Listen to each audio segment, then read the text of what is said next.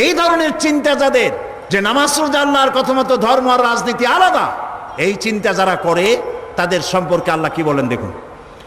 আফাতুমিনুনা বিবাদিল কিতাবি ওয়া তাকফুরুনা বিবাদ ফামা জাযাউ মান ইয়াফআলু মিনকুম ইল্লা খিজিয়ুন ফিল হায়াতিদ দুনিয়া ওয়া ইয়াওমাল কিয়ামাতি ইউরাদ্দুনা ইলা আশাদ্দিল আযাব।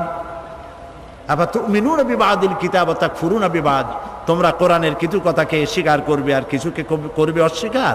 যদি এটা হয় তাহলে দুনিয়ার জীবন হবে লাঞ্ছনার জীবন তোমাদের, আর কিয়ামতের দিন চূড়ান্ত কঠিন শাস্তি তোমাদের জন্য অপেক্ষা করছে। আল্লাহ তাআলা বলছেন, ইয়া আইয়ুহাল্লাযীনা আমানু আতিউল্লাহ ওয়া আতিউর রাসূল, হে বিশ্বাসীরা তোমরা যারা ঈমান এনেছো শোনো, আল্লাহ এবং রাসূলের আনুগত্য করো। কে বলতেছেন কোন তো? কি করতে বলতেছেন? আল্লাহ এবং রাসূলের কোন ক্ষেত্রে? জবাব দেন, কোন ক্ষেত্রে আনুগত্য করতে বলছে?